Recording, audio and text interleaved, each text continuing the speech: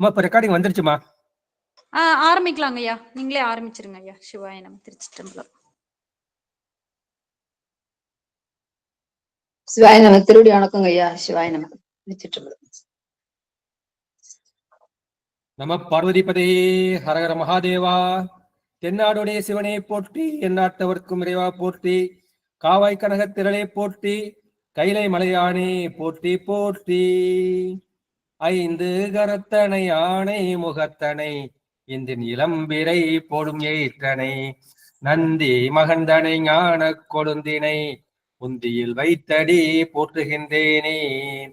பூலியர்கோன் வெப்போலித்த புகழியர்கோன் கடல் போற்றி, ஆலிமிசை கல்மிதப்பில் அணைந்த பிரான் அடி போற்றி, வாலி திரு நாவலோர் பண் தொண்டர் பதம் போற்றி, ஊழிமலி திருவாத ஊரர் திரு தாள் போற்றி. நம்பிரான் திருமூலன் அடியார்க்கும் அடியேன். மெய்யன்பர்களே, நம்மை எல்லாம் இயக்கிக் கொண்டிருக்கும் தில்லைக்கூத்தனின் திருப்பாதங்களை மனம் மொழி மைகளால் வணங்கி மகிழ்கின்றேன். சைவத்தையும் தமிழையும் இதுவரை நமக்கு கட்டி காத்து கொடுத்து அருளிருக்கும் சைவ மடாதிபதிகளின் பொன்னார் திருவிழிகளை திக்கு நோக்கி தண்டனித்து வணங்கி மகிழ்கின்றேன். இந்த இணையத்தில் இருந்திருக்கும் அடியார் பெருமக்களின் திருவிழிகளை சிவனடியாக எண்ணி என் சென்னி மீது சூட்டிக் கொண்டு இன்றைய திருமந்திர சிந்தனையை நாம் தொடங்கி தொடர்வோமாக. இந்த திருமந்திர சிந்தனையில் முதல் தந்திரம்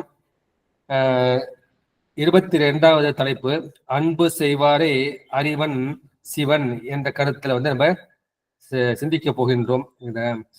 இது ஏன்னா பெருமான் எப்படி இருக்கின்றார், பெருமானுக்கு வடிவம்னு இருக்க பார்த்தோம்னா நம்ம ஒரு வடிவத்துல வெளிப்படுறோம். நடத்த இலக்கத்துல அருவம் அருவுருவம் உருவம்னு நம்ம வச்சு வெளிப்படுறோம். ஆனா பெருமானுடைய உண்மையான இயல்பு சொரூபம். இந்த சொரூபம் நம்ம மனத்துக்கு பிடிப்படாது. ஆனா சொரூபம் அது அன்பு இருக்குங்களா, அந்த அன்பு தான் பெருமானின் உண்மையான சொரூபம். அன்பும் சிவமும் இரண்டு அன்பர் அறிவிலார், அன்பே சிவமாவது ஆறும் அறியலார், அன்பே சிவமாவது ஆறும் அறிந்த பின் அன்பே சிவமாய் அறிந்திருந்தாரே என்று சொல்வார்கள். அந்த அன்புங்கிறது நம்ம உடம்புல 7 சக்கரங்கள் இருக்கின்றது. அந்த 7 சக்கரம் மூலாதாரம், சுவாதிஷ்டானம், மணிப்புரகம், அநாகதம். இந்த அநாகதத்துக்கு வரப்பதான் நம்ம பிறர் மேல அன்பு செலுத்த ஆரம்பிப்போம். அந்த அன்பு என்பது ஃபர்ஸ்ட் ஒரு நிபந்தனையோடு கூடிய அன்பாக இருக்கும். நீ அன்பு செலுத்துறியா, நான் அன்பு செலுத்துறேன். நீ மேல மதிப்பு வைக்கிறியா, நான் உன் மேல மதிப்பு வைக்கிறேன். நீ என்னை பாராட்டுறியா, நான் உன்னை பாராட்டுறேன் அப்படின்னு ஒரு கண்டிஷனோட ஒரு நிபந்தனையோட இருக்கும். அதுல போக போக அந்த அன்பு என்ன ஆகும், அது ஒரு நிபந்தனையற்ற அன்பாக தெய்வீக அன்பாக மாறும். அந்த தெய்வீக அன்பு தான் சிவம். நம்ம உலகியல் வாழ்க்கையை கொடுக்கக்கூடிய அந்த கொடுக்கல் வாங்கல் வரக்கூடிய அது உண்மையான அன்பு கிடையாது. அது உலகார்த்த அன்பு. இது நிபந்தனையற்ற அன்பு. நம்ம மேல ஏன் பெருமான் இந்த அளவுக்கு கருணை வைக்கணும், அன்பு வைக்கணும்? யோசிச்சு பாருங்க. நம்ம அவனுக்குன்னு ஏதாவது செஞ்சிருக்கோமா? பிறந்ததுல இருந்து வரைக்கும் ஒண்ணு கூட நம்ம செய்யல. இருந்தும் பெருமான் நம்ம மேல அவன் எல்லா உயிர்கள் மேலும் அன்பு செலுத்துகிறான். அவனை வணங்குபவர்களும் சரி, வணங்காதவர்களும் சரி, தூட்டுபவர்களும் சரி, இகழ்பவர்களும் சரி, இந்த கல் எடுத்து சாக்கியருக்கே அவனை அருள் புரிகின்றான் இல்லைங்களா? ஏன்னா அவர் மனசுல அந்த அன்பு இருக்கு. அவர் சாக்கிய குளத்தை துறக்காம அன்பு செய்கிறான். எனவே அன்பு செய்வாரே அறிவன் சிவன் என்று இந்த தலைப்புல பெருமானுக்கு தெரியும் இவன் உண்மையான அன்பு செய்யறான், இவன்கிட்ட உண்மையான அன்பு கிடையாது. அன்பு இருக்கிற போல நடிக்கிறான், பட்டை போட்டுக்கிறான், கொட்டை போட்டுக்கிறான், பேசுறான். ஆனா மனசுல அந்த அன்பு இல்லை. மனசுல என்ன இருக்குங்கிறது பெருமானுக்கு தெரியும். இவன் அன்பு செய்கின்றான், இவன் அன்பு உண்மையான அன்பு. இவன் போலி அன்பு. பெயர் வாங்குவதற்காக, புகழ் வாங்குவதற்காக, பணம் சம்பாதிப்பதற்காக இந்த மாதிரி போடுறான் அப்படின்னு பெருமானுக்கு நல்லா தெரியும். எனவே இவன் அன்பு செய்பவன், இவன் அன்பு செய்வாதவன் என்று பெருமானுக்கு தெரிஞ்சு யார் உண்மையான அன்பு செய்பவர்களுக்கோ அவனுக்கு அவன் தன்னுடைய திருவுருளை வழங்குகின்றான். இதுதான் இன்னம்பர் பதிகத்துல அப்பர் பெருமான் போடுறார். தொழுது தூமலர் தூவி தூதித்து நின்று அழுது காமுற்று அரட்டுகின்றாரையும் பொழுது போக்கி புறக்கணிப்பாரையும் எழுதும் கீழ்கணக்கு இன்னம்பரீசனே. தூமலர் தூவி துதித்து நின்று அழுது காதலாகி கண்ணீர் மல்கி கசிந்து அது மாதிரி காமுற்று அரட்டுகின்றாரையும். காமம்ங்கிறது இந்த இடத்துல அன்பை குறிக்கும், உலகியல் காமத்தை குறிக்காது. மனசுக்குள்ள பெருமானே பெருமானே சிவனே சிவனேன்னு மனசுக்குள்ள அரட்டிக்கிட்டே இருக்கான். அவனை பெருமானுக்கு தெரியும். இன்னும் சும்மா பொழுதுபோக்காக என்ன மாதிரி திருமணத்தை பேசுறான்னா அது பெருமானுக்கு தெரியும். பொழுதுபோக்கி புறக்கணிப்பாரையும் எழுதும் கீழ்கணக்கு இன்னம்பரீசனே. பெருமான் கணக்கை எழுதுவார், என்ற அப்பர் பாடலை சொல்லிவிட்டு நாம் பாடலுக்குள் வந்து செய்யலாம். எனவே அன்புதான் சிவம், அதை நாம் அறிந்து கொள்ள வேண்டும். நம்ம எந்த செயல் செய்தாலும் சரி, அதை வந்து அன்போடு வந்து செய்ய வேண்டும். பேசினாலும் சரி, கேட்டாலும் சரி, பூஜை செய்தாலும் சரி, அடியார்களுக்கு அன்னம் பளித்தாலும் சரி, எந்த சேவை கூட்டினாலும் சரி, மெழுகினாலும் சரி, அதை அன்போடு சிவனுக்காக நான் செய்கிறேன், சிவனுக்காக செய்கிறேன் என்று அந்த அன்பு சிவமாவது அறிந்து அந்த மாதிரி அவன் அன்பாய் சிவமாய் அமர்ந்திருந்தால் அதை பெருமான் வந்து அறிந்து வந்து ஆட்கொள்வான். அதுக்காக அந்த முறை 63 நாயன்மார்களை அவன் வந்து அந்த மாதிரி ஆட்கொண்டான் என்ற கருத்தை சொல்லிவிட்டு முதல் பாடலுக்கு சொல்லலாம். இகழ்ந்ததும் பெற்றதும் ஈசன் அறியும் உகந்தருள் செய்திடும் உத்தமநாதன் கொழுதன்பு செய்தருள் கூற வல்லார்க்கு மகிழ்ந்தன்பு செய்யும் மருளதுவாமே. திரண்ட கருத்து என்ன? அந்த கடைசி வரதான் திரண்ட கருத்து. அன்பு செய்வாருக்கு எப்படி இறைவன் வந்து அருளுகின்றான், எந்த வகையில் வந்து அவன் அருளுகின்றான் என்பதுதான் இது திரண்ட கருத்து. பத உரைக்கு பார்க்கலாம். இகழ்ந்ததும் நிறைய பேர் நாத்திகவாதிகள் இருக்காங்க, உலகாயர்கள் இருக்காங்க. எங்கே இருக்க சிவன், எங்கே இருக்க இறைவன், சமணர்கள்லாம் இருந்தாங்க, நாயன்மார்களை கேலி பண்ணாங்க இல்லையா? அவர்கள் இகழ்ந்தார்கள். எனவே அந்த உயிர்கள், இந்த சமணத்துக்குள்ள இருக்கிற அவனும் உயிர் தானே. எனவே அந்த உயிர்கள் இறைவனை இகழ்ந்ததையும் பெற்றதும், அதனால் அவர்கள் பெற்ற பயனையும் ஈசன் அறியும், எல்லாவற்றையும் ஒருங்கே ஒரே நேரத்தில் அறியக்கூடிய அந்த சர்வஞான அந்த சிவபெருமான் வந்து அறிவான்.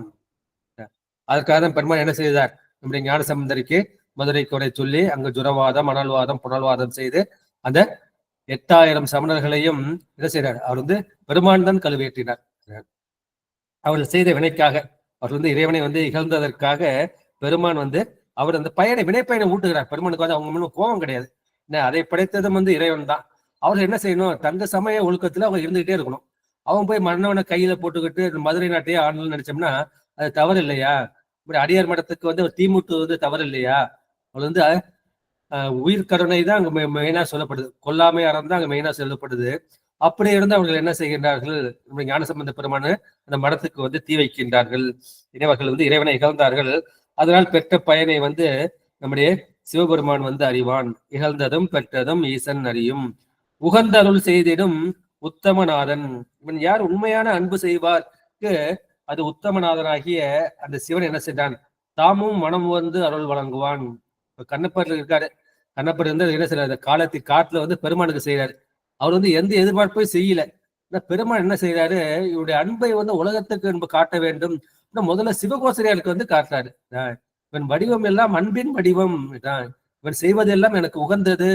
அவன் வந்து என்ன செய்யறான்? வாயில் எச்சி நேரம் குளிப்பாட்டான்னு நினைக்காத, கால் செருப்படையில் தள்ளான்னு நினைக்காத, அது அன்போடு அவன் செய்யறான். இந்த அன்பை வெளிப்படுத்தான சிவகோசரியாருக்கு சொல்லி அதன் மூலமா நமக்கு தெரிஞ்சது. இல்லை நமக்கு தெரிஞ்சிருக்காது. பல நாயன்மார்களுடைய அன்பு வந்து பெருமான் தான் வெளிப்படுத்துகின்றான். எனவே உண்மை அன்பு செய்பவர்கள் எங்கே இருந்தாலும் அதை பெருமான் என்ன செய்கின்றான்? அது உலகத்துக்கு வந்து அறிவிக்கின்றான். அவர்களை சோதனை செய்வதில்லை, அவர்கள் உலகத்துக்கு வந்து அறிவித்து அவர்களுக்கு அருள் வழங்குகின்றான். அது மூலமாக நமக்கும் அருள் வழங்குகின்றான். கொழுந்து அன்பு செய்தருள் கூற வல்லார்க்கு. இந்த கொழுந்து அன்பு என்ன செய்யறோம்? ஒரு மரமோ செடியோ வைக்கிறப்ப என்ன செய்யறோம்? இந்த இலை வந்து கொழுந்தா இருக்கும். இந்த கொழுந்து இலை, வெத்தலை கூட கொழுந்து வெத்தலையா கொட்டுவாங்க அப்படின்னு சொல்லுவாங்க இல்லையா? கீரை வந்து கொழுந்து கீரையா உடிச்சிட்டு வாங்கன்னு சொல்லுவாங்க இல்லையா? இந்த கொழுந்துன்னா என்ன செய்யும்? அது வந்து அப்படியே படிப்படியாக வந்து வளர்ந்து கொண்டே போகக்கூடியது. அதான் அந்த கொழுந்து அன்பு. இந்த அன்பு எப்பேற்பட்ட அன்பு? இது ஒவ்வொரு நாளும் மேலும் மேலும் வளரக்கூடிய அன்பு. ஒரு நாள் இருக்கக்கூடிய அன்பு மாதிரி இல்லை. அது எப்போதும் வந்து வளர்ந்து கொண்டே இருக்கும், பெருகிக் கொண்டே இருக்கும். அது ஆறாக கொடுக்கும், கடலாக இருக்கும், மலையாக இருக்கும். அப்பேற்பட்ட அந்த அன்பை அவர்கள் என்ன செய்வார்கள்? பெருமான் வந்து கொழுந்து அன்பு செய்தருள் கூற வல்லார்க்கு மகிழ்ந்து அன்பு செய்து மரணதுவாமே. பெருமான் வந்து அவர்களுக்கு என்ன செய்றார்? நீங்காத அன்பை அவர்கள் மகிழுமாறு அருளை வழங்குகின்றான். எனவே நாம் இகழ்வதையும் புகழ்வதையும் ஈசன் வந்து அறிவான். ஏன்னா வந்து உயிருக்குள் உயிராக வந்து இருக்கின்றான், அறிவுக்குள் அறிவாக இருக்கின்றான். அதை அறிந்து அவன் வந்து அவன் அருள் வழங்குவான். எனவே அவன் மாற்று நம்முடைய அன்பு வந்து கொழுந்து அன்பு போல கிளைத்து எழ வேண்டும். அந்த மாதிரி அன்பு செய்தவர்களுக்கு பெருமான் வந்து எப்பொழுதும் நீங்காத அருளை வந்து வழங்குவான். எனவே மக்கள் வந்து என்ன செய்கின்றார்கள்? அந்த அன்பை போற்றாது இகழ்ந்து நடக்கின்றார்கள். நான் வந்து ஒருத்த மேல அன்பு செய்யறேன், அவனை வந்து அன்பு செய்யவில்லை, அன்பு சேற்றால் பரவாயில்ல என வந்து இகழ்கிறார்கள். அந்த மாதிரி இகழாது போற்றுவதையும் பெருமான் வந்து அறிவான். எனவே முதற்படியாகிய அன்பை என்ன செய்யறான், முதலில் பெற்று பின்பு என்ன செய்கின்றான், அதன் முடிவு நிலை. ஆரம்பம் வந்து அன்பு, முடிவு நிலை வந்து அந்த அருள். எனவே முடிவு நிலையாக அந்த அருளை வந்து அவன் பெருமான் வந்து விளங்குகின்றான். அதற்கு காரணம் என்ன, அவன் வந்து ஊர்கள் மேல் கொண்டுள்ள அந்த பித்து என்கின்ற அந்த பேர் அன்பு என்ற கருத்தை சொல்லிவிட்டான். பெருமானுக்கு வந்து சிவக்கொழுந்தீசர் என்ற ஒரு பெயர் உண்டு. பெருமான் அங்க கொழுந்தாக இருக்கின்றார்கள். எனவே அன்பு செய்வாருக்கு பெருமான் அருள் செய்வான், அன்பு செய்யாதவருக்கு அவன் வந்து அருள் செய்ய மாட்டான் என்ற இரண்டு கருத்தையும் இந்த பாட்டில் தொகுத்து வழங்கி இருக்கின்றார் என்று சொல்லிவிட்டு இரண்டாவது பாடலுக்குள் செய்யலாம். இன்பம் பிறவிக்கு இயல்வது செய்தவன் துன்ப பிறவி தொழில் பல எண்ணினும் அன்பீர் களவு செய்தாதி பிரான் வைத்த முன்பி பிறவி முடிவதுதானே. உங்ககிட்ட அன்பு இருந்தா போதும், எடுத்த இந்த ஒரு பிறவியிலேயே சரி நீ என்ன செய்கின்றான், நீ வந்து முக்தி எய்தலாம், பெருமானின் திருவடியை அடையலாம் என்பது இந்த பாடலின் திறந்த கருத்து. இன்ப பிறவிக்கு இயல்வது செய்தவன், இந்த பிறவி வந்து எதற்காக கொடுக்கப்பட்டது, இந்த பிறவி வந்து பெருமான் திருவடியாகிய அந்த முத்தி பேரின்பத்தை அடைவதற்காக எய்துவதற்காக கொடுக்கப்பட்டது இந்த பிறவி. அப்ப என்ன செய்வான், அதற்கு இயல்வது செய்வான். இப்ப நம்ம என்ன செய்யறோம், நம்மளா வந்து சைவ சமயத்துல வந்து பிறந்திருக்கோம், நம்ம கோயில் உள்ள அந்த பல நகரங்கள் வந்து நம்ம வச்சுக்கிட்டு இருக்கோம். அப்ப என்ன செய்வான், அதற்கேற்பட்ட அந்த சாதனங்களை, சரியில் இருந்தால் சரியை, கிரியையில் இருந்தால் கிரியை, யோகத்தில் இருந்தால் யோகம், அந்த மாதிரி சரியை கிரியை யோகம் அந்த இந்த உயிருக்கு வந்து எது வந்து இயல்பாக இருக்கும், எது செய்தால் அது சந்தோஷமாக இருக்கும், அதற்கு ஏற்புடைய சாதனங்களை பெருமான் வந்து கொடுத்து என்ன செய்வான், இயல்வது செய்தவன். துன்ப பிறவி தொழில் பல எண்ணினும், நான் என்ன செய்யறேன், நான் வந்து சைவ சமயத்தெல்லாம் பிறந்திருக்கேன், ஆனா என்ன பண்ணுறேன், எனக்கு வந்து சிவத்தை பத்தி தெரியாது, திருமுறைகளை பத்தி தெரியாது, சாத்திரங்களை பத்தி தெரியாது, நாயன்மார்களை வந்து தெரியாது. எனவே நான் என்ன செய்யறேன், அந்த சைவ நெறியில் வந்து நான் ஒழுகவில்லை, சரியை கிரியை யோகத்தில் வந்து ஒழுகவில்லை, அந்த சாதாரண ஒரு மனித தர்மங்களை கூட நான் வந்து மதிக்கவில்லை, என்னுடைய சுய இன்பத்தையே நான் வந்து பெயர் பெற வேண்டும், புகழ் பெற வேண்டும், பணம் சம்பாதிக்க வேண்டும் என்ற அந்த கருத்திலேயே வந்து நான் செயல்பட்டால் அப்போது என்ன செய்வான், துன்ப பிறவி தொழில் பல எண்ணினும், மனசுல ஆசை இருக்கு இல்லையா, அந்த ஆசை இருக்கிறதுனால, ஆசை தானே துன்பத்துக்கு காரணம். அந்த மாதிரி அந்த துன்பமா வடிவான பிறவிக்கு தொழில் பல எனும் அன்பிற்களவு செய்து ஆதி பிரான் வைத்த. அப்ப என்ன செய்வோம், நம்முடைய எண்ணம் போலதான் வாழ்க்கை இருக்கும், அந்த எண்ணம் போலதான் நம்முடைய அடுத்த பிறவியும் இருக்கும். நம்ம கடைசி மூச்சு விடுறப்ப நம்ம என்னத்தை நினைக்கிறோமோ அதற்கு போலதான் நமக்கு அடுத்த பிறவி வந்து இருக்கும். நம்ம இறைவனை நினைத்தால் இறைவனுக்கு உகந்த ஒரு பிறப்பை வந்து நமக்கு கொடுப்பான், நம் வினைக்கு ஏற்ற பிறப்பை வந்து கொடுப்பான். இவன் வந்து அந்த மாதிரி நல்ல ஒளியில் ஒழுகவில்லை, எனவே அவனுக்கு துன்பமே வடிவான பிறவிக்கு ஏற்ற அந்த இழில் தொழில் செய்யக்கூடிய அதில் வந்து பிறப்பான். அப்ப என்ன, அன்பிற் கலவு செய்து, கலவி என்பது கலத்தலை வந்து குறிக்கும். எனவே ஆண் பெண் கலவியை குறிக்காது, இது அன்பில் கலப்பது, அந்த அன்போடு கலந்து செய்து ஆதிப்பிரானை, பெருமான் தானே ஆதியா இருக்கின்றான், அந்தமா இருக்கின்றான், அந்த ஆதிப்பிரான் வைத்த என்ன செய்கின்றான், முன்பி பிறவி முடிவதுதானே. இப்பிறவி என்ன செய்யும், அவன் முன்பு, சிவபெருமான் முன்புதான் முடிவடையும். இப்படி பார்த்தீங்கன்னா பெரிய பல பல நாயன்மார்கள் பெருமான் வந்து காட்சி கொடுப்பார், காட்சி கொடுத்த இந்த பிறவை விட்டு நீங்கி விடுவார்கள். அது சேக்கிலார் வந்து குறிப்பாக சொல்வார், வெளிப்படையாக சொல்ல மாட்டார். எனவே இந்த அன்பின் கலவை செய்து அன்போடு கூடுவது என்ற அந்த கருத்தை வந்து இந்த வைக்கணும். அப்ப நம்ம என்ன செய்யணும், இப்ப பிறவை முடிஞ்சு போச்சு அப்படின்னா நமக்கு வந்து வினை வந்து பாக்கி இருக்கக்கூடாது. வினை பாக்கி இருக்குது அப்படின்னா நம்ம மறுபடியும் என்ன செய்யணும், மறுபடியும் பிறவி எடுக்க வேண்டும். வினைப்பயனே ஒரு தேகம் கண்டாய் என்று சொல்வார்கள் இல்லையா. எனவே இந்த கண்ணுதலோன் கருணையினால் என்ன செய்கின்றது, இந்த பிறவி கழிந்து நாம் வந்து பிறவா பெருநெறிக்கு நாம் வந்து செல்கின்றோம் என்ற கருத்தை வந்து சொல்லிவிட்டு, எனவே பெருமான் என்ன செய்கின்றார், முத்தவிக்கு பிறவியாகிய முத்திக்கு காரணமாகிய இந்த பிறவி வருதல் பொருட்டு பெருமான் என்ன செய்கின்றார், நமக்கு பல சோதனைகளை வந்து கொடுக்கின்றார். சரியை கிரிக்கு போயிட்டோம் அப்ப நம்ம ரொம்ப சந்தோஷமா இருக்குமா அப்படி பார்த்தோம்னா, நம்ம அந்த நெறிக்கு வந்தது பிறகுதான் நமக்கு வந்து பார்க்கணும் துன்பங்கள் வந்து ரொம்ப அதிகமா இருக்கும். ஏன்னா நம்ம வினைப்பயனை வந்து நாம வந்து இந்த பிறவியிலேயே கழித்து முடிக்க வேண்டும். நம்ம பல பிறவிகள்ல வந்து நிறைய வினைகளை வந்து ஈட்டி வைத்திருக்கின்றோம். அந்த வினைப்பயனை துய்த்தால்தான் நம்ம இந்த பிறவியோடு நம்முடைய பிறவியை வந்து முடித்துக் கொள்ளலாம். அப்ப நமக்கு என்ன செய்யும், நிறைய வந்து துன்பங்கள் உலக நோக்கத்துல பார்த்தா அது வந்து துன்பமா இருக்கும். ஆனா நம்ம ஆன்மீக நோக்கத்துல பாக்குறோம் நம்முடைய வினை பயன், நம்ம எந்த ஜென்மத்திலேயோ செய்த அந்த வினை வந்து இப்பொழுது வந்து பலன் கொடுக்கின்றது. இதற்கு உதாரணம் வந்து பட்டினத்தார். சரிங்களா? பட்டினத்தார் என்ன செய்கின்றார்? காதற்ற ஊசியும் மாறாதுகான் கடைவழிக்கு என்று சொல்லிவிட்டு அம்மாவின் வேண்டுகோள்படி அந்த அம்மா வந்து இறக்கும் வரை அந்த ஊரில் இருந்து விட்டு அம்மா இறந்த பிறகு வடக்கு நோக்கி பயணம் செய்கின்றார். அந்த உச்சயினிக்கு போகிறப்ப அங்க என்ன செய்கின்றார்கள்? அவருக்கு ஒரு திருட்டு பட்டம் கட்டி விடுகிறார்கள். அவர் கழுத்தில் முத்து மாலை கொடுக்கும் போது அவரை கழுவேற்ற வேண்டும் என்று அரசன் வந்து ஆணையிடுகின்றான். அவர் அப்போது நிஷ்டையில் இருக்கின்றார். எனவே அவருக்கு ஒன்றுமே தெரியவில்லை.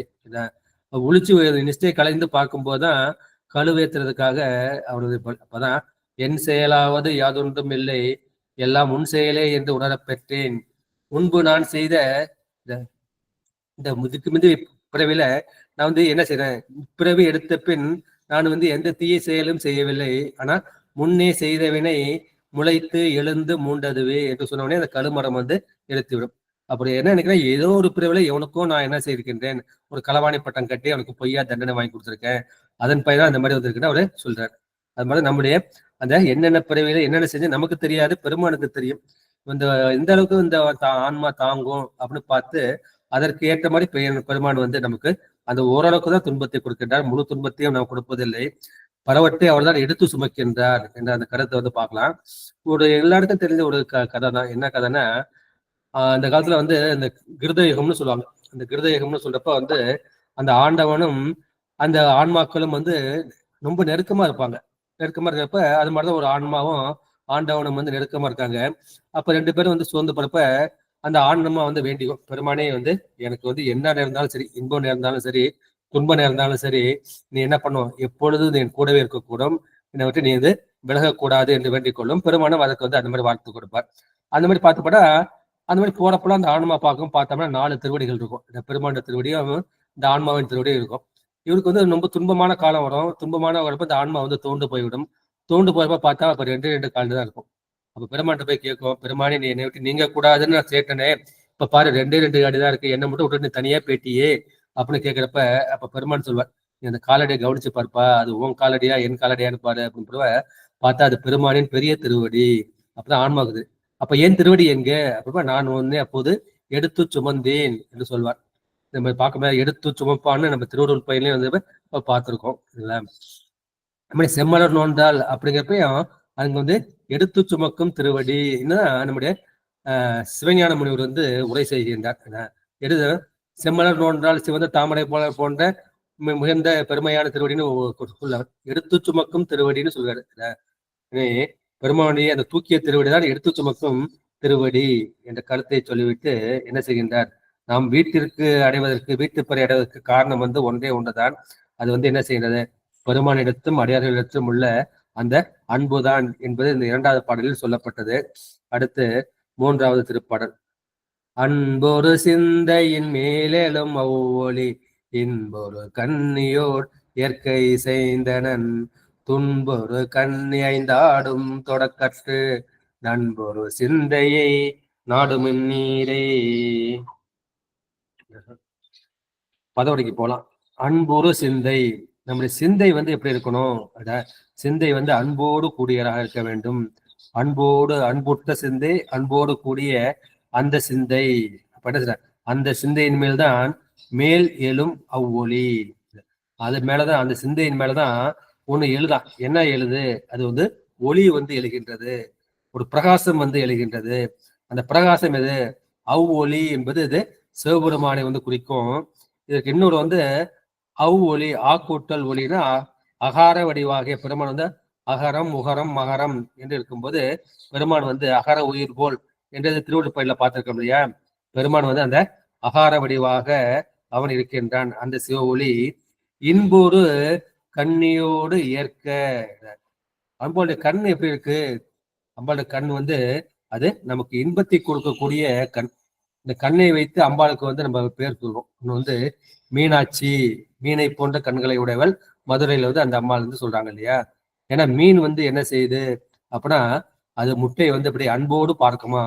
அன்போடு பார்த்தோன்னா அதுல இருந்து மீன் குட்டிகள்லாம் வந்து பொறிச்சு வரும். இதை வந்து நயன தீட்சைக்கு உதாரணமாக வந்து சொல்வார்கள். 2வது வந்து விசாலாட்சி. விசாலாட்சினா இந்த 224 புவனங்களையும் அதை வந்து பார்க்கக்கூடிய வெளி. அதாவது விசாலமான அச்சின்னா கண்ணை வந்து குறிக்கும். எனவே இந்த விசாலாட்சி. அடுத்து வந்து காமாட்சி. காமாட்சியா நம்முடைய நேர்மையான விருப்பங்களை நிறைவேற்றக்கூடியது அந்த காஞ்சி காமாட்சி. இது பெருமாள் வந்து இன்பமுற்ற கண்களை உடைய அந்த கன்னியை உடையவள் யார்? ஆனா அந்த பராசக்தி. அங்கே கண்ணி தன்னோடும் அமர்ந்த ஆளவாய் அதாவதும் இதுவே என்று ஒவ்வொரு பாட்டிலையும் வந்து நம்முடைய ஞான சம்பந்த பெருமான் வந்து ஆளவாய் பதியத்தில் பாடுவார். அந்த கண்களை வந்து அம்பாளுடைய கண்களுக்கு ஒப்புமை சொல்லப்படாது, அது நமக்கு இன்பத்தை தரக்கூடியது. அவை ஏற்க இசைந்தன. பெருமாள் என்ன செய்கின்றார்? அவர் வந்து அகார வடிவமாக இருக்கின்றார், அம்பாள் வந்து உகார வடிவமாக இருக்கின்றார். உகரம் என்பது அம்பாளை குறிக்கும், உமா என்பது தேவி பிரணவம். ஊ கூட்டல் இம் கூட்டல் ஆ. நம்ம எப்படி குறிப்போம்? ஓங்காரத்தை வந்து அகாரம் உகாரம் மகாரம்னு பிடிப்போம், அதை வந்து நம்ம ஓம்னு சொல்லுவோம்.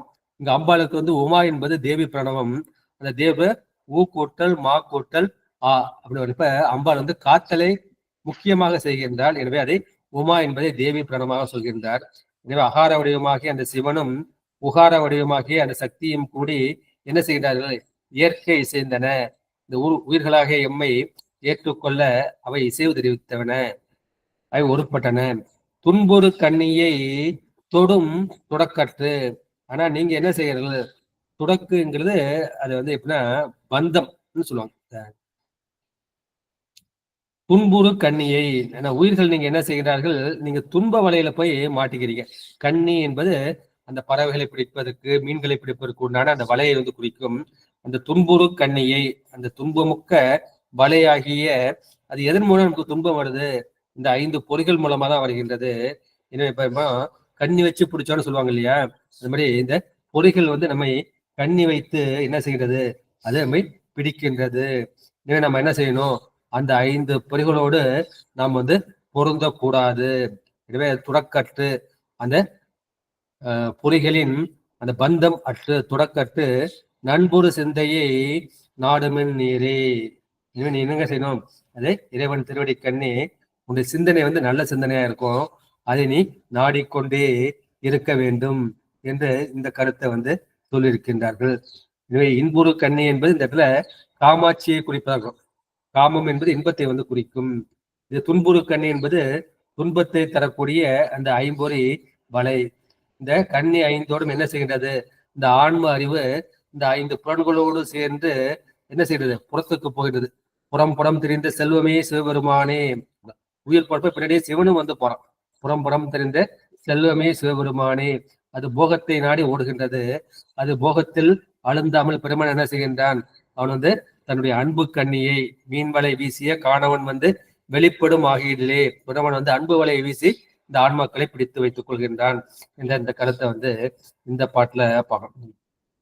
நம்முடைய ஞான சம்பந்த பெருமான் பாட்டு கூட இறுதி பதிவனுங்களும் இல்ல, அன்புரு சிந்தையராகி அடியவர் துன்புறுவார் அல்லன்னு இந்த பதியத்தை முடிப்பார். அதான் அவருடைய நிறைவு பதிகம்.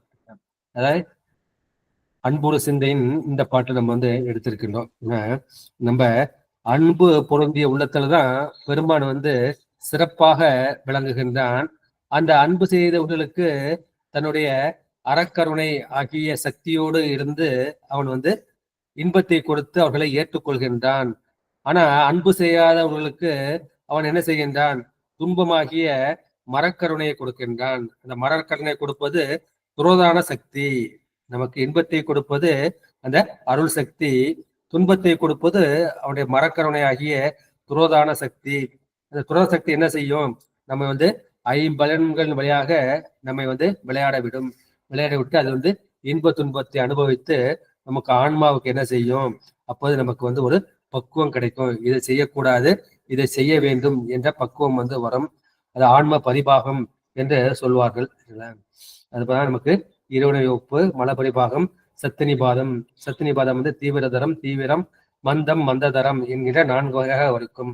இதுதான் திருக்கலிட்டுப்படியார்ல வந்து அவர் என்ன சொல்வார்னா, நல்ல சிவஜன்மத்தால் நல்ல சிவ யோகத்தால் நல்ல சிவஞானத்தால் நான் அழிய வல்லதனால் ஆரேனும் அன்பு செய்யின் அங்கே தலைப்படும் கான் ஆரேனும் காணாரன்.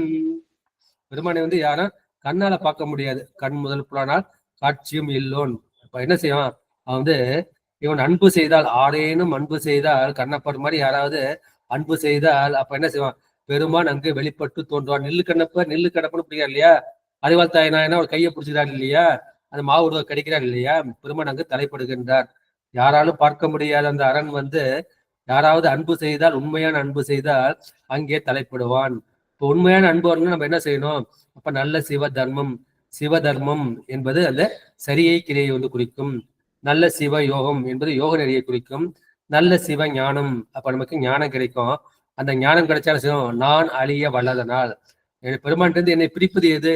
நான் என்கின்ற அந்த அகங்காரமும், எனது என்ற மமகாரமும். யான் எனது என்று செருக்கற்பான் வானோர்க்கும் உயர்ந்த உலகம் பெறும் என்று திருவள்ளுவர் சொல்ல போல, யான் எனது அது இரண்டை வந்து எதுவும் இந்த ஆன்மா என்ன செய்யும், அது நீங்கிவிடும்.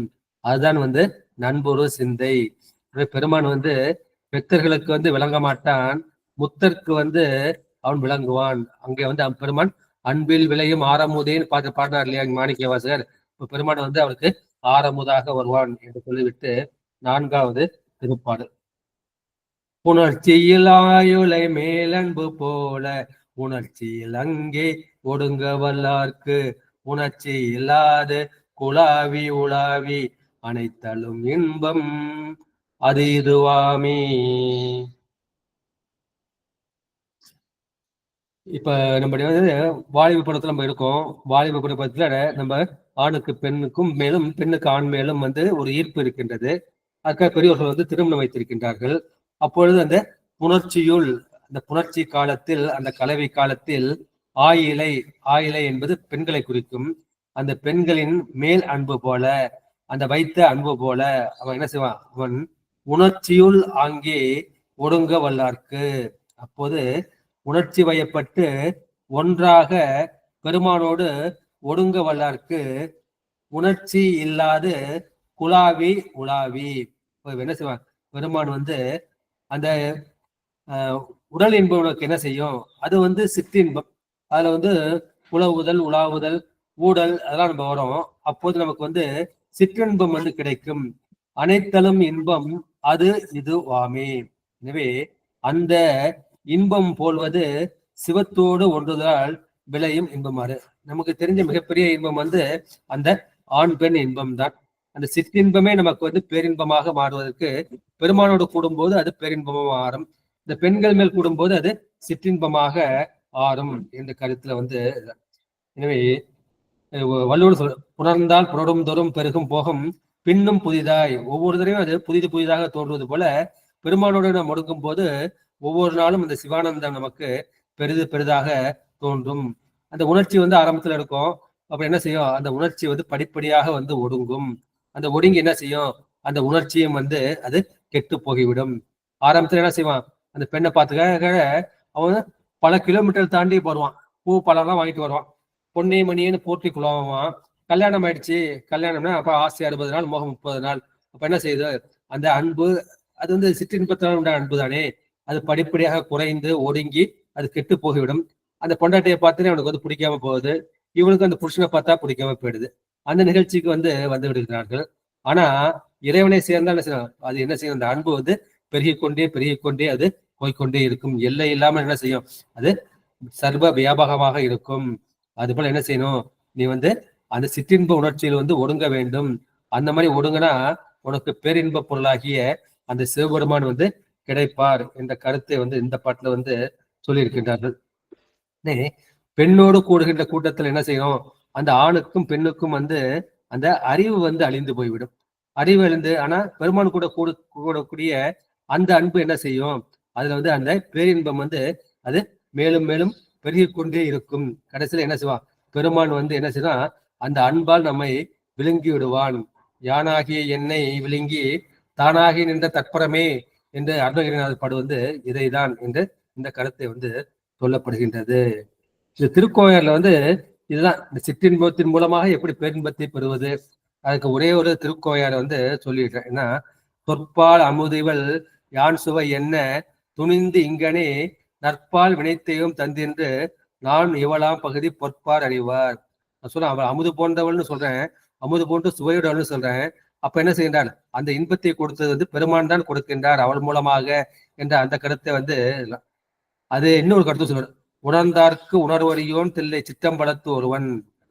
பெருமானை வந்து உணர வேணும்னா அவன் உணர்வதற்கு அறியவன்.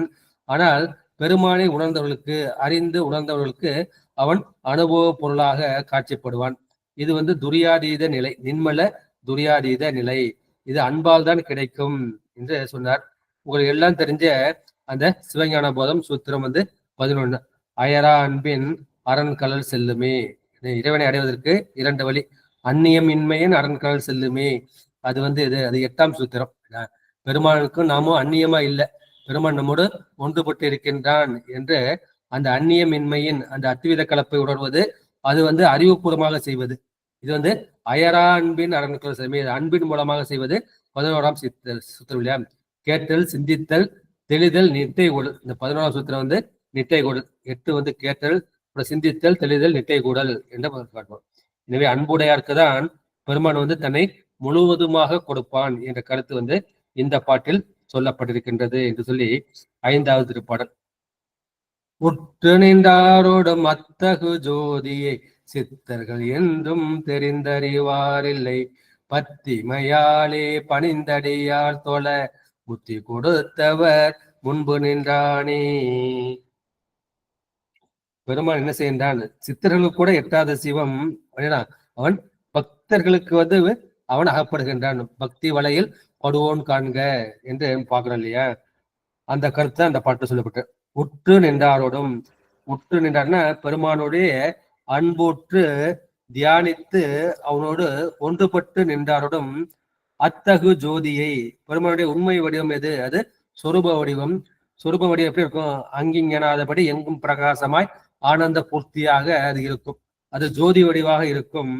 அந்த பெருமை தங்கு ஜோதி, அத்தகு ஜோதினா அப்பேற்பட்ட பெருமையுடைய அந்த ஜோதி வடிவை சித்தர்கள் என்றும் தெரிந்தருவார் இல்லை. இது வந்து சித்தர்கள் வந்து அறிவு வழியிலிருந்து போறாங்க, அறிவு வழியில போனாங்கன்னா அவங்களுக்கு அகப்பட வந்து ரொம்ப ரொம்ப வந்து கஷ்டம். அது பெருமானுடைய ஒரு பகுதியை தான் அறிய முடியும், முழுமையை வந்து அறிய முடியாது. இப்ப பக்தன் எப்படி போறான்? பக்தன் வந்து அன்போடு போறான். அன்போடு போனதால அந்த அன்புல தன்னையே வந்து இழந்து விடான். தன்னை மறந்தால் தன் நாமம் கெட்டால் தலைப்பட்டால் நங்கை தலைவன் தாளே என்று அப்பர் பெருமான் சொல்வது போல தன்னையே வந்து அவர்கள் வந்து மறந்து விடுவார்கள். கண்ணப்பருக்கு வந்து என்ன செய்யறாரு? உங்க அப்பா அம்மாவோட அவங்க சொல்றது எதுவுமே வந்து கேட்க மாட்டாங்குது.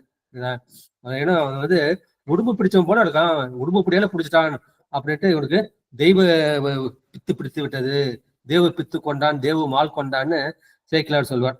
அதே மாதிரி அந்த அன்புல வந்து தன்னை இழந்து விடுகின்றார். எனவே அந்த அடியார்கள் வந்து பக்தியோடு பத்திமையாலே பணிந்து அடியார் தொழ, இந்த உண்மையான பக்தியோடு அன்போடு இந்த அடியார்கள் வந்து பணிந்து தொழுகின்றார்கள். அவருக்கு முக்தி கொடுத்து அவர் முன்பு நின்றானே. அப்போது பெருமான் அவர்களுக்கு அந்த பரமுக்தியை கொடுத்து அவர்கள் முன்பு பெருமான் வெளிப்பட்டு நிற்கின்றான். ஒவ்வொரு நாயன்மாருக்கும் பெருமான் வந்து காட்சி கொடுக்காரு இல்லையா? அது அவர் செய்த அன்புக்காக என்று நாம் சொல்ல வேண்டும். அத்தகு ஜோதி என்பது கூட அது கூட என்ற எழுத்த அகரத்துடன் அகரம் போன்ற அந்த ஜோதின்னு நம்ம சொல்லலாம். சித்தர்கள் வந்து என்ன செய்வார்கள்? வந்து அந்த அஷ்டமா சித்தி, அனிமா லகிமா மகிமா ரகிமான்னு அந்த சித்தியில தான் அவங்க மனசு போகும். அதை வந்து தங்களுடைய தவத்துக்கு வரம்பாக எல்லையாக கொண்டு அதில் வந்து மகிழ்ந்தவர்கள். எனவே அவர்கள் வந்து அவர்களால் பெருமான் வந்து அறியப்பட மாட்டான், முழுமையாக அறியப்பட மாட்டான். பத்திமை என்பது அங்க அன்பை குறிக்கும். அன்புக்கு வந்து அவன் எளியவனாக வந்து காட்சி கொடுப்பான். இந்த பந்தி பிராட்டிக்காக பெருமான் எப்படி இருக்கின்றான்? ஒரு கூலியாளாக கூலி கொடுத்து என்னை வேலை கொள்வார் உண்டோ? எல்லாருக்கும் பணியை கொடுப்பது வந்து அந்த இறைவன். அப்பேற்பட்ட பெருமானே போய் கேட்கிறான், எனக்கு கூலி கொடுத்து வேலை கொள்வார் உண்டோ? வேலைக்காக பெருமான் வந்து அலைந்த மாதிரி அங்கு பரஞ்சோதி மணி வந்து சொல்லுகின்றார்கள். அடியர்கள் என்ன செய்யணும்? தங்களுக்கு அந்த உளதாகி அன்பினால் என்ன செய்யணும்? அவன் சிவபெருமானை நிலத்தில் வீழ்ந்து பணிய வேண்டும். ஞான சம்பந்த பெருமான் எந்த தளத்துக்கு போனாலும் சரி, அந்த ஊர் எல்லையிலே என்ன பண்ணுவாரு? அவர் வந்து வீழ்ந்து பணிந்து அப்புறம் என்ன செய்யறார்? கையை கூப்பிக்கொண்டே அவர் வந்து எழுவார். எழுந்து பெருமானை அதுக்கப்புறம் தான் வந்து அவர் பதிகம் பாடுவார். அவருக்கு தான் பெருமான் வந்து அவர் மூலமாக பல ஆன்மாக்களுக்கு அவர் முத்தியை கொடுத்தார். எனவே அவரது செயலுக்கு அவன் வந்து முன்னின்றான். அவன் என்ன செய்வான்? தன்னையே இவன் சார்ந்து நிற்கின்றான். இவனுக்கு என்ன தவிர்த்து வேற எதுவுமே தெரியலையே, இவன் என்னையே நம்பி இருக்கிறானே, என்னையே சாதாரண என் காலையை பிடிச்சிட்டு இருக்கானே அப்படின்னு பெருமானுக்கு அந்த கருணை வந்து என்ன செய்தான்? அவரோடு தன்னை சார்ந்து நிற்கின்ற அந்த பெருமான் வந்து அவர்களை சிவபெருமானு தன்மையை வந்து கொடுக்கின்றான்.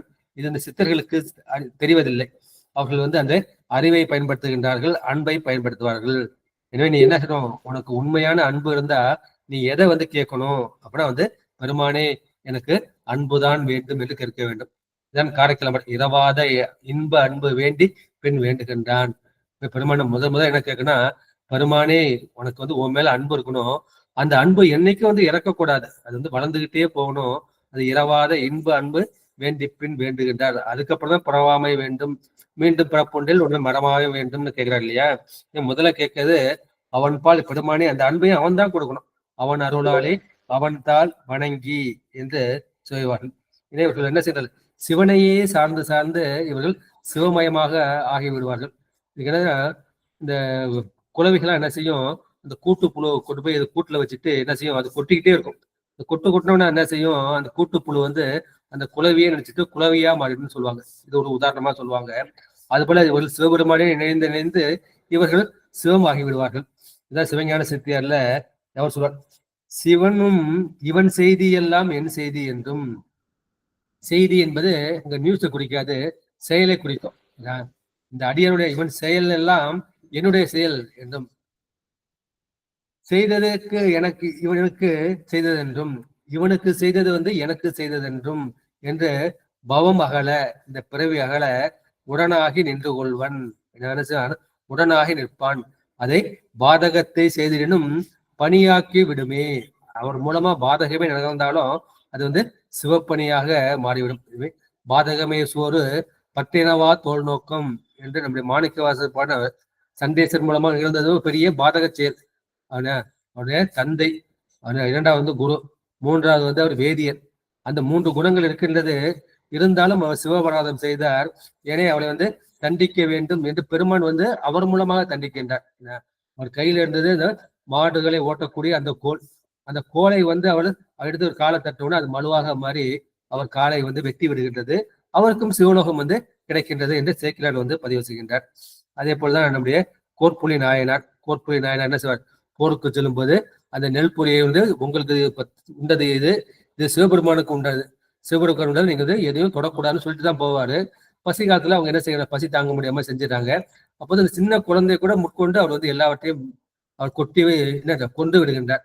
ஏன்னா அந்த குழந்தை கூட தாய்ப்பால் கொடுத்துருக்கு, அந்த அம்மா வந்து அந்த நெல்லை சாப்பிட்டுருக்கா, அந்த பாவம் வந்து அந்த குழந்தைக்கு போகும், இவன் அந்த குழந்தைக்கும் பாவம் கிடைக்க கூடாது, அப்புறம் அந்த கருணையோடு தான் அவர் வந்து செய்கின்றார்கள். இந்த உலகத்துக்கு பார்த்தா பெரிய பாதக செல் படுபாய், ஒரு சின்ன குழந்தைய பிறந்த குழந்தை போய் கொண்டுட்டானே அப்படி உலகத்துக்கு தோணும்.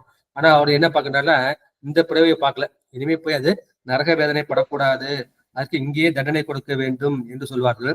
எனவே அற்றவருக்கு உற்ற சிவன்னு நம்முடைய ஞானசம்பந்தர் வந்து சொல்வார், அற்றவருக்கு அந்த யானை எனது என்ற அந்த பாசம் அற்றவருக்கு பெருமான் வந்து அவன் உற்ற துணையாக வருவான் என்று இந்த பாட்டுல வந்து சொல்லியிருக்கின்றார்கள்.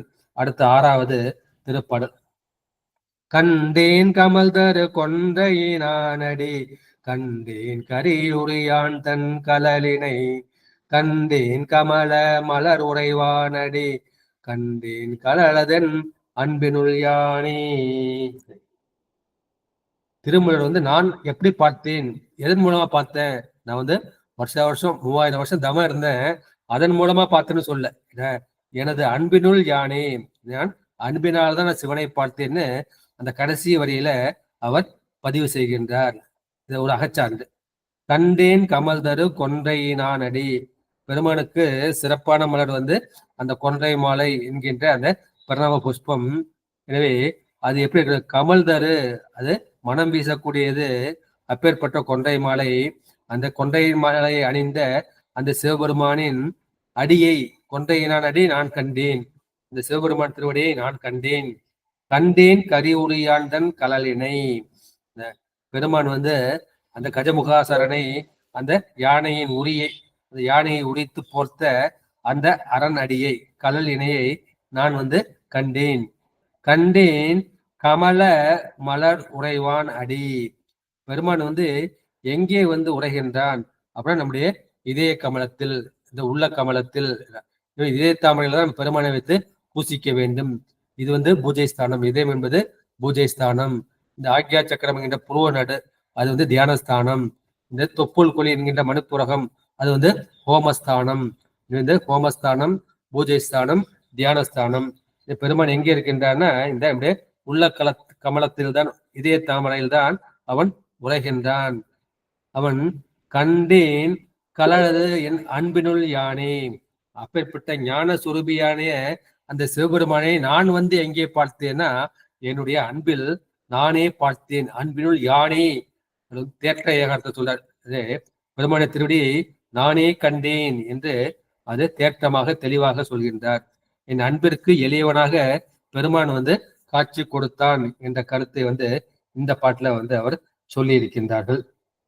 எனவே கொன்றை மாலையாகிய பெருமானுக்கு அதுதான் திரு அடையாள மாலை. அது பிரணவத்தை குறிக்கக்கூடியது. இந்த பெருமான் வந்து என்ன செய்கின்றான்? அவன் வந்து மந்திர பொருளாக இருக்கின்றான். நமச்சிவாயம் இது சிவாயனம் என்ற மந்திர பொருளாக அவன் இருக்கின்றான். அவன் கரி உரியான். இந்த கரி உரித்தது வந்து எதற்கடையாளம் என்பதற்கு நம்முடைய ஆணவ மலத்தை போக்குவது. இந்த யானையின் தோல் வந்து கருப்பாக இருக்கும், ஆணவ மலம் வந்து அந்த கருப்பாக இருக்கும். ஆணவ மலத்தை நம்மால் நீக்க முடியாது, அது பெருமானால் தான் மீட்க முடியும். அதனால பெருமான் என்ன செய்கிறார்? அந்த முயலகனை வந்து காலடியில் போட்டு நசுக்கி கொண்டிருப்பார். எனவே அந்த ஆணவ மலத்தை போக்குவதற்கு அடையாளமாக பெருமான் அந்த யானையை வந்து உரித்தான். அவன் எங்கே இருக்கின்றான்? யார் அவனை அன்பால் நினைக்கின்றார்களோ அவனுடைய இதய தாமரையில் அவன் விளங்குகின்றான். அப்பேற்பட்ட இந்த பெருமானின் திருவடிகளை நான் வந்து நேரில் கண்டேன். அது எப்படி இருக்கு? என்னுடைய அன்பின் மூலமாக கண்டேன் என்ற கருத்தை வந்து இந்த பாட்டை வந்து சொல்லியிருக்கின்றார்கள். எனவே நம்ம என்ன பண்றோம்? நம்ம தீட்சை வாங்குறப்ப நமக்கு வந்து மந்திரம் கொடுக்குறாங்க இல்லையா? பெருமான் வந்து அந்த மந்திர சுரூபமாக இருக்கின்றான். அந்த மந்திரங்களை வந்து உண்மை அறிந்து நம்ம என்ன செய்யணும்? இருவேளையும் அனுஷ்டானம் செய்து பூஜை செய்து நம்ம என்ன செய்யணும்? அது ஓதி வழிபட்டால் நம்முடைய மலம் வந்து நீங்க பெறும். மலம் நீங்க பெற்றால் அதன் பயனாக வந்து அன்பு கிடைக்கும். ஆமா, 1 மணி நேரம் ஆகுமா? அடுத்து 7வது பாடல். நம்பனை நானாவித பொருள் ஆகும் என்று உம்பரில் வானவர் போதும் தலைவனை இன்பனை இன்பத்து நின்றை நின்று ரதிக்கும் அன்பனை யாரும் அறியகில்லாரே. நம்பனை, நம்பன்னா அவன் வந்து விரும்பத்தக்கவன் என்ற ஒரு பொருள் தான். நசை, நசைனா விருப்பத்தை குறிக்கும். அந்த நசையின் ஈராக பிறந்தது நம்பன். இன்னொன்னு நம்பன்னா நம்ம உலகத்துல யாரை நம்ப முடியும்? இந்த உடம்ப நம்ப முடியுமா? மனசை நம்ப முடியுமா? பொண்டாட்டியை நம்ப முடியுமா? பிள்ளைகளை நம்ப முடியுமா? செல்வத்தை நம்ப முடியுமா? உடல் ஆரோக்கியத்தை நம்ப முடியுமா? எதையுமே நம்ப முடியாது. எல்லாம் மாறிக்கொண்டே இருக்கும். சரிங்களா? ஆனா யாரை நம்பலாம்? யாரை நம்ப? பெருமானை மட்டும்தான் நம்ப முடியும். எனவே பெருமான் வந்து அவன் நம்புதற்குரியவன், நம்பப்படத்தக்கவன், நானாவித பொருளாகும் என்று. இந்த உலகத்துல வந்து நானாவித பொருள்கள், பலவிதமான பொருள்கள் இருக்கின்றன. அந்த எல்லா பொருள்களும் இருப்பது யார்? அந்த சிவன் தான் என்று நம்பனை, நம்புவதற்குரியவனை நானாவித பொருளாகும் என்று, எல்லா பொருளாகவும் இருப்பவன் அந்த சிவன் தான் என்று உம்பரில் வானவர் ஓதும் தலைவர்களை. உம்பர் என்பது உம்பரும் வானவர்ங்கிறது வானத்தில் இருக்கக்கூடிய அந்த தேவர்களை குறிக்கும். அவர் என்ன செய்கின்றார்கள்? அவர்கள் தான் வெளிப்படுகிறார்கள். எப்படி? நம்பனே, நானாவித பொருள் ஆனவனே, சிவனே என்று அந்த தேவர்கள் வந்து ஓதுகின்றார்கள். ஓதி அவனை துதிக்கின்றார்கள். அப்ப வானவர் ஓதும் தலைவனை இன்பனை, அவன் எப்படி இருக்கிறான்? அவன் வந்து இன்ப வடிவாக இருக்கின்றான். இன்பத்திடை நின்று ரதிக்கும். அவன் என்ன? இந்த இன்பத்திலிருந்து ரதிக்கும்னா அனுபவிப்பது அல்லது சுவைப்பது. அந்த இன்பத்தை சுவைக்கப்படுகின்ற அந்த அன்பு வடிவானவனும் ஆகிய அந்த அன்பனை யாரும் அறியகிறார்களே. அப்பேற்பட்ட அன்பு வடிவாகிய அந்த இறைவனை வந்து யாரும் அறியவில்லையே என்று இறங்கி வந்து கூறுகின்றார்கள். நம்பன் என்ற பெருமான் தான் நம்பத்தக்கவன், பெருமான் தான் அடைக்கலம் புகத்தக்கவன் என்ற கருத்து வந்து இந்த பாட்டுல வந்து சொல்லியிருக்கின்றார்கள். பெருமானுக்கு வந்து என்ன இருக்குன்னா, பெருமானுக்கு வந்து அனுபவம் கிடையாது. நமக்கு வந்து அனுபவம் உண்டு, ஆன்மாவுக்கு வந்து அனுபவம் உண்டு. பெருமானுக்கு வந்து அனுபவம் வந்து கிடையாது. பெருமான் அனுபவிப்பது எது? நம்முடைய அன்பை தான் அவன் வந்து அனுபவிக்கின்றான். வேற எதையும் வந்து அவன் அனுபவிப்பில்லை. நம்ம நிறைய நைவேத்தியம் பண்றோம், நிறைய படையெல்லாம் கோடி படையெல்லாம் போடுறோம். அதுல இந்த அன்பை தான் பெருமான் வந்து சுவீகரித்துக் கொள்கின்றான். மற்ற எதையும் அவன் வந்து சுவீகரித்துக் கொள்வதில்லை. பெருமான் வந்து அனைத்துயிர்களாலும் விரும்பத்தக்கவன், நம்பனை, நானாவித பொருளாகவும் இருப்பவன். அவன் தேவர்களாலும் எப்படி இருக்கின்றான்? அவன் எல்லாமாக இருக்கின்ற கடவுள் என்று போற்றப்படுவான். அவன் இன்ப அனுபவ பொருள். அப்பொருள் இருந்து எழுகின்ற இன்பமாகவும் இருக்கின்றான். அப்பேற்பட்ட அன்பிலே விளங்கும் அந்த சிவபெருமானை யாரும் அறியகிறார்களே. அது பெருமான் மேல் அன்புடைய அந்த அடியார்கள் அல்லாது வேறு யாரும் அறிய மாட்டார்கள் என்பதை சிவன் அன்பில்லாதவருக்கு அவன் அறியப்படாமல் இருப்பான், அன்புடனுக்கு தான் அவன் தலைப்படுவான் என்ற கருத்தை இந்த பாட்டுல நம்ம பார்க்கிறோம். அடுத்து 8வது திருப்பாடல். முன்பு பிறப்பும் இறப்பும் அறியாதார் அன்பில் இறைவனை யாமறிவோம் என்பர். இன்ப பிறப்பும் இறப்பும் இலார் நந்தி அன்பில் அவனை அறியகில்லாரே. இதுவும் அதே கருத்தா சொல்றாரு. அன்பில்லாதவனை அரண் அந்த அன்பில்லாதவன் அரணை அறிய முடியாது, அனுபவிக்க முடியாது என்ற அந்த கருத்து தான் இந்த பாட்டுல சொல்லியிருக்கின்றார். பதவுரைக்கு போலாம். முன்பு பிறப்பும் இறப்பும் அறியாதார். நம்ம ஏற்கனவே பல பிறகுகள் பிறந்திருக்கோம், இறந்திருக்கோம். நம்ம முன்பு பிறந்த அந்த பிறப்பும் இறப்பும் நமக்கு தெரியாது. ஏன்னா அந்த மாயை அல்லது திரோதான சக்தி அதை மறைத்து விடுகின்றது. நம்முடைய முன்பிறப்பையும் இறப்பையும் நாம அறிய முடியவில்லை. அன்பில் இறைவனை யாம் அறிவோம் என்பார். ஆனா நான் என்ன செய்யலாம்? அன்பு செய்தால் அந்த இறைவனை யான் அறிய முடியும். 3வது, இன்ப பிறப்பும் இறப்பும் இல்லாதா நன்றி. நீ உலகத்துல இன்பம் நினைக்கிறது எது? இந்த உலகத்துல இன்பம் எல்லாமே மாயை தான். இந்த தனு உடம்பு மூலமே நம்ம இன்பத்தை அனுபவிக்கிறோம். கரணங்கள், அந்த மெய்வாய் கண்மூக்கு செவி என்ற அறிவு கருவிகள், கை கால் குதம் குறிவாய் என்கின்ற அந்த தொழிற்கருவிகள், அதுதான் நம்ம இன்பத்தினால் அனுபவிக்கிறோம் நம்ம நினைக்கிறோம். ஆனா இதெல்லாம் எங்கேருந்து வந்தது? அது மாயையிலிருந்து வந்தது. முதற்காரண மாயையிலிருந்து வந்தது. எனவே இன்பம் என்று எண்ணப்படும் இந்த மாயையில் அழுந்தியவர்கள் இந்த மக்கள். ஆனா பெருமான் எப்படிப்பட்டவன்? அவன் பிறப்பும் இறப்பும் இலார் நந்தி. பெருமானுக்கு பிறப்பும் கிடையாது, இறப்பும் கிடையாது. அவன் பெயர் நந்தி. அன்பில் அவனை அறியகிறார்களே. அவனுக்கு உங்ககிட்ட அன்பு இல்லை அப்படின்னா என்ன செய்யலாம்? பெருமானை அறிய முடியாது. பிறப்பும் இறப்பும் இல்லாதான் பிறவாயாக்கை பெரியோன் என்று சொல்லப்படுறோம் இல்லையா? இது யார் சொன்னாரு? சிலப்பதிகாரத்துல இளங்கோடி அவன் என்ன சொல்ற? பிறவாயாக்கை பெரியோன். பெருமானுக்கு இந்த பிறவினால் உண்ட யாக்கை கிடையாது. அவனுக்கு அருள் திருமேனி. அப்படி என்ன செய்ய? சேர்ந்தறியா கையன். பெருமான் யாரையும் வணங்குவது கிடையாது. ஏன்னா அவனுக்கு மேல யாரும் இல்லை. எனவே பெருமானை அறிவதற்கு ஒரே வழி, ஒரே உபாயம் என்ன? அது அந்த அன்புதான். அந்த அன்புதான் என்ன செய்யும்? நம்முடைய மல கண்மங்களை அது வாட்டும் என்பதை இவர்கள் அறிய வேண்டும் என்ற கருத்தை இந்த பாட்டை சொல்லியிருக்கின்றார்கள். நம்ம ஏற்கனவே பல பிறவை பிறந்திருக்கோம். இனிமே நம்ம பண்ணும் பல பிறவில நம்ம இறக்க போறோம். ஆனா பிறப்பிறப்பு இல்லாதவன் அந்த பெருமான், அந்த சிவபெருமான் எடுத்து அன்பு செய்து நாம் அவனை அடைய வேண்டும் என்ற துணிவு இந்த பிறவியில் நமக்கு வர வேண்டும். இந்த பிறவி நமக்கு துணிவு வரலன்னு என்ன செய்வோம்? மறுபடியும் பிறந்தும் இறந்து கொண்டு அந்த பிறவி சக்கரத்தில் மாட்டிக்கொள்வோம். அப்ப நம்ம என்ன செய்யணும்? அந்த பிறவி சூழலை மாற்றினவனை யார் காப்பாற்ற முடியும்? யார் அந்த பிறவி சூழலுக்கு வராவில்லையோ அவனால் தான் காப்பாற்ற முடியும். பெருமானுக்கு பிறப்பு இறப்பு கிடையாது. எனவே இந்த பிறந்து இறக்கின்ற உயிர்களை பெருமான் என்ன செய்கின்றான்? அவன் அந்த பிறவி சக்கரத்திலிருந்து அவன் மீட்டு எடுக்கின்றான் என்ற கருத்தை சொல்றார். சிவனை அடைவதற்கு ஒரு பக்குவம் வேண்டும். இந்த பக்குவம் நமக்கு அந்த சரியை கிரிய யோகத்தின் மூலம் கிடைக்கும் என்ற கருத்தை இந்த பாட்டில் பதிவு செய்திருக்கின்றார். அடுத்து 9வது பாடல். ஈசன் அறியும் இராப்பகலும் தன்னை பாசத்துள் வைத்து பரிவு செய்வார்களை சுட்டறிந்து செயலற்றிருந்திட ஈசன் எம்மிடை ஈட்டி நின்றானே.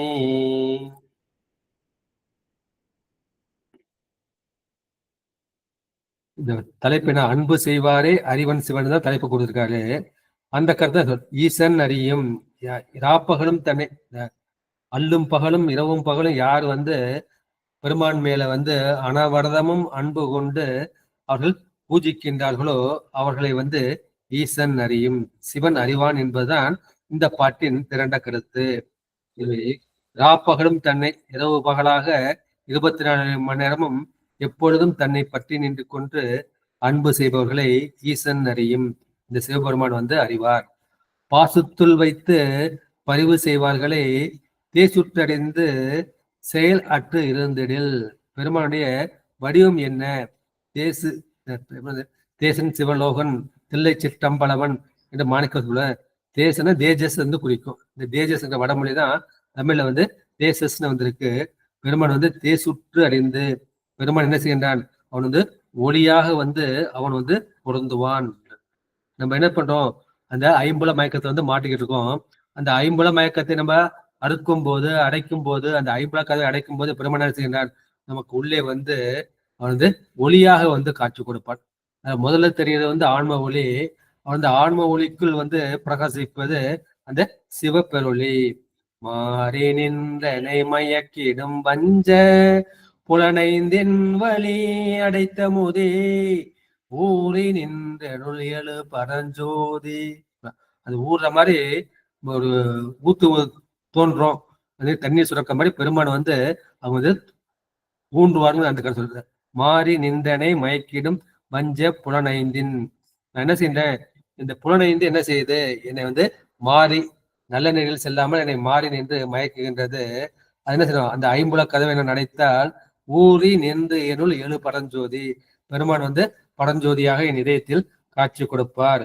பெருமான் வந்து எப்படி பரஞ்சோதியாக அந்த மேன்மையான ஒளியாக வந்து அவர் சேருவார். அதை தேசுற்று அறிந்து செயலற்று எழுந்து. அப்போ வந்து என்ன செய்யணும்? இந்த ஆன்மா வந்து எனக்குன்னு தனிப்பட்ட இச்சை கிடையாது, எனக்குன்னு தனிப்பட்ட செயல் கிடையாது, எனக்கு தனிப்பட்ட ஞானம் கிடையாது, எல்லாமே வந்து சிவபெருமான் கொடுத்ததுன்னு அதனுடைய ஆன்மாவின் ஞானம் வந்து இந்த சிவபெருமானின் ஞானத்துக்குள்ள வந்து அடங்கும். ஆன்மாவின் இச்சை வந்து சிவனின் இச்சைக்குள் வந்து அடங்கும். ஆன்மாவின் கிரியை வந்து சிவனின் செயலுக்குள் வந்து அடங்கும். அப்போது அவன் தன் செயலற்று போயிடுவான். நம் செயலற்று நாமற்ற பின்னால் எல்லாம் ஈசன் தன் செயலே என்று உந்தி பெற என்று திருவுந்தி அளவு. நம்மளுக்குன்னு தனிப்பட்ட செயல் வந்து எது கிடையாது. இப்ப நான் செய்யறேன், நான் பேச நினைச்சுக்கிட்டு இருக்கேன். பேசுவதற்கு வாய்ப்பை வந்து பெருமான் தான் ஏற்படுத்தி கொடுக்கிறார். அது கூட உலகிலே வந்து பெருமான் தான் எனக்கு கொடுத்திருக்கின்றார். அதற்கு ஏற்ற அந்த அடையார்களும் பெருமான் தான் கொடுத்திருக்கின்றார். எல்லாமே வந்து சிவன் செயல் தான். இதுல வந்து என் செயல்னு வந்து எதுவுமே கிடையாது. இனிமே என் தன் செயல் அற்று இருந்தால் ஈசன் என்ன செய்வான்? தாமே விரும்பு வந்து வந்து எம்மிடை ஈண்டி நின்றானே. வந்து ஈண்டி நிற்பதுனா நெருங்கி நிற்பது. பெருமான் வந்து நாம் நம் செயலற்று விட்டால் பெருமானுடைய செயல் தான் நமக்கு. இந்த சித்தியார் பாடல் பார்த்தோம் இல்லையா? அப்போது நாம் செய்வது எல்லாம் சிவன் செயலாக மாறிவிடும். அப்போது தற்போதம் இருக்கக்கூடாது, ஆன்ம போதம் வந்து இருக்கக்கூடாது. அந்த ஆன்ம போதம் அற்றுவிட்டால் அதை என்ன செய்யும்? அந்த பரபோதம் வந்து நம்மை ஆட்கொள்ளும். அந்த பரபோதம் வந்து சிவனாக வந்து நம்மை எழுந்து அருளுவான் என்ற கருத்தை வந்து சிவன். அதுக்கு நம்ம என்ன செய்யணும்? ஒன்னே ஒண்ணுதான் செய்யணும். பெருமான் மேல வந்து அன்பு செய்யணும். அது வந்து நிபந்தனையற்ற அன்பாக இருக்க வேண்டும். அது வந்து சில தெய்வீக அன்பாக இருக்க வேண்டும். எதையும் எதிர்பார்க்காத அந்த அன்பாக இருக்க வேண்டும். அந்த அன்பு எப்படி இருக்க வேண்டும்? அது வந்து தைல தாரை போல இருக்க வேண்டும். இந்த எண்ணெயை வந்து ஒரு பாத்திரம் இன்னொரு பாத்திரம் மாதிரிதான் அது வந்து இடையீடு இல்லாம விழுந்துகிட்டே இருக்கும். அது மாதிரி தைல தாரையாக 24x7x365 ஆயுள் முழுவதும் அந்த மாதிரி அன்பு செய்ய வேண்டியதுதான் நம்முடைய கடமை என்றபடி இந்த பாட்டுல வந்து இவர் சொல்லியிருக்கின்றார்கள். எனவே இரவும் பகலும் இடைவிடாது சிவனையே தன் அன்பிற்கு உரியவனாக கொண்டு அன்பு செய்கின்ற அந்த அன்பர்களை சிவபெருமான் நன்கு அறிவான். எனவே நமக்கு அது மூலமா நமக்கு என்ன கிடைக்கும்? ஞானம் கிடைக்கும். அந்த ஞானத்தை பெற்றால் நம்ம என்ன செய்வோம்? அவன் தன் வசம் இழந்து போய்விடுவான். எப்படி நம்முடைய அப்பர் பெருமான் சொன்ன பல தன்னை மறந்தால் தன் நாமம் கெட்டால் தலைப்பட்டால் நங்கை தலைவன் தாளே என்று சொல்வது போல அந்த அன்பில் வந்து தன் வசம் இழந்து விடுவார்கள். அப்போது பெருமான் என்ன செய்கின்றான்? எங்களிடையே வந்து எங்களை தன்னோடு சேர்த்து கொள்வான், அணைத்துக் கொள்வான் என்ற கருத்து வந்து இந்த பாட்டுல சொல்லியிருக்கின்றார்கள். அடுத்து 10வது திருப்பாடல். விட்டு பிடிப்பதன் மேதகு ஜோதியை தொட்டு தொடர்வன் தொலையா பெருமையை எட்டும் என்னார் உயிராய் நின்ற ஈசனை மட்டு கலப்பது மஞ்சனமாமே. பெருமானை வந்து விட்டு விட்டு பிடிக்க கூடாது, தொடர்ந்து பிடிக்க வேண்டும். இந்த இடைவிடாது தியானம் செய்ய வேண்டும்.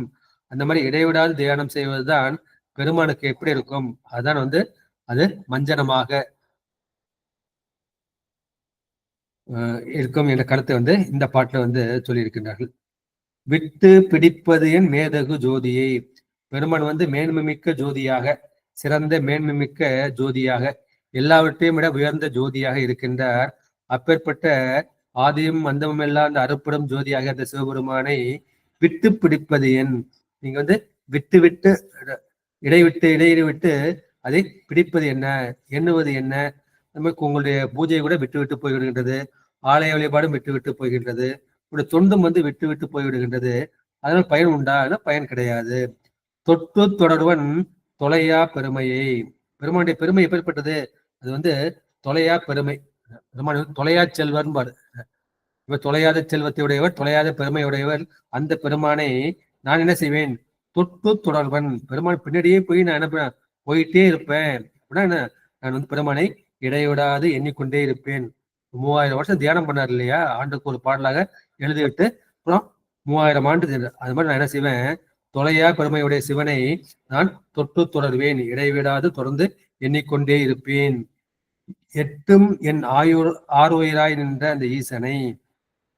பெருமான் வந்து எனக்கு உயிராக நிற்கின்றான், உயிருக்கு உயிராக நிற்கின்ற அந்த இறைவனை நான் என்ன செய்வேன்? அவனை நான் எட்டி பிடிப்பேன். மட்டு கலப்பது மஞ்சனமாமே. அப்போது இறைவனை நான் அன்போடு கலப்பது, அதுதான் இறைவனுக்கு செய்யும் அபிஷேகமாகும் என்ற கருத்தை வந்து அன்பே மஞ்சன நீர் பூசை கொள்ளவாராய் பராபரமே என்று தாயுமானவரும் இந்த அன்புதான் மஞ்சன நீர், அவனுக்கு செய்ய இந்த அபிஷேக நீர் என்று சொல்வார்கள். நீங்களாம் உலகத்துல உள்ளவங்கலாம் நீங்க என்ன பண்ணீங்க? நீங்க விட்டு விட்டு நினைக்கிறீங்க. நான் எப்படி நினைச்சேன்? நான் வந்து அவரை தொடர்ந்து நினைத்தேன். அப்போது என் அன்பு அவரோட கலந்து விட்டது. அந்த அன்புதான் அவருக்கு அபிஷேகம். அன்பால் நான் அவருக்கு அபிஷேகம் செய்தேன் என்ற அந்த கருத்தை வந்து இந்த சொல்ல. எட்டும் என் ஆறுயிர். எட்டும்னா நான் வந்து அந்த தொலையை வந்து எட்டி விட்டேன் என்ற கருத்தை வந்து சொல்லலாம். இன்னொன்று வந்து பெருமான் வந்து அஷ்டமூர்த்தியாக, 8 என்பது அந்த அஷ்டமூர்த்தி, அஷ்டம் என்பது இந்த 8வது திதியாக அஷ்டமியை குறிக்கும் இல்லையா? அது போல பெருமான் வந்து அஷ்டமூர்த்தியாக இருக்கின்றான். அஷ்டமூர்த்தி என்றால் என்ன? அந்த பஞ்சபூதங்கள், நிலம், நீர், நெருப்பு, காற்று, ஆகாயம், அப்புறம் சந்திரன், சூரியன், எஜமானன். அது மாதிரி பெருமான் வந்து அவன் அஷ்டமூர்த்தியாக இருக்கின்றான். இதெல்லாம் கூட திருக்கலிட்டுப்படையார் நினைக்கிறேன். அதுதான் என்ன சொல்றேன்னா, எட்டுக்கொண்டார் தம்மை தொட்டுக்கொண்டேன் என்றார், வெட்டார் உலகம் என்று உந்து வர, வீடும் எளிதாம் என்று உந்தி வர. இது திரு உந்தியார். எட்டுக்கொண்டார் தம்மை தொட்டுக்கொண்டேன் என்றார். பெருமான் எப்படி இருக்கின்றான்? அஷ்டமூர்த்தி வடிவாக இருக்கின்றான். இப்ப நான் கிளம்புற தூங்கி முழிக்கிறேன். தூங்கி முழிக்கிறப்ப என்ன பண்றேன்? நான் காலை வந்து இந்த பூமி மேல வைக்கிறேன். பூமி மேல வைக்கிறப்ப என்ன நினைக்கணும்? பெருமான் தான் என்னை பூமியாக இருந்து என்ன செய்கின்றான்? என்னை தாங்குகின்றான் என்று சொல்கின்றார்கள். அப்புறம் நம்ம என்ன பண்றோம்? நம்ம வந்து தண்ணி குடிக்கிறோம், இல்லை காஃபி டீ ஏதாவது குடிக்கிறோம். அப்புறம் நம்ம குளிக்கிறோம். அப்ப பெருமான் என்ன செய்கின்றான்? அந்த நீர் வடிவாக இருந்து என் உடலை வந்து சுத்தம் செய்கின்றான். அந்த நீராக இருந்து நமக்கு சுவையை வந்து ஊட்டுகின்றான் என்று பார்க்கிறோம். அப்புறம் நம்ம என்ன பண்றோம்? நம்ம வந்து அனுஷ்டானம் பண்ணிட்டு அது என்ன பண்ண, நம்ம சிவசூரிய தியானம் தான் செய்யறோம். அப்ப நம்ம சிவசூரியனை வந்து நம்ம வழிபடுகின்றோம். பெருமான் என்ன இருக்கின்றான்? நெருப்பாக ஒளியாக இருந்து எனக்கு வழிகாட்டுகின்றான். அப்ப நம்ம செய்யறப்ப என்ன செய்யறோம்? உடம்புல வந்து இந்த காற்று வந்து படும், மூச்சு வந்து போயிட்டு இருக்கும். பெருமான் தான் எனக்கு பிராணவாயுவாக இருந்து என்னை இயக்கி கொண்டிருக்கின்றான் என்ற காற்று வடிவம். அப்புறம் மேல நம்ம அண்ணாந்து பாக்குறோம். திக்வந்தனை செய்யறப்ப நம்ம என்ன செய்வோம்? அந்த இந்திர திசையில முடிச்சுட்டு ஈசான திசையில, இந்த திசையில ஆரம்பிச்சு ஈசான திசையில முடிப்போம். அப்புறம் மேல வந்து பிரம்மா, கீழே வந்து விஷ்ணு.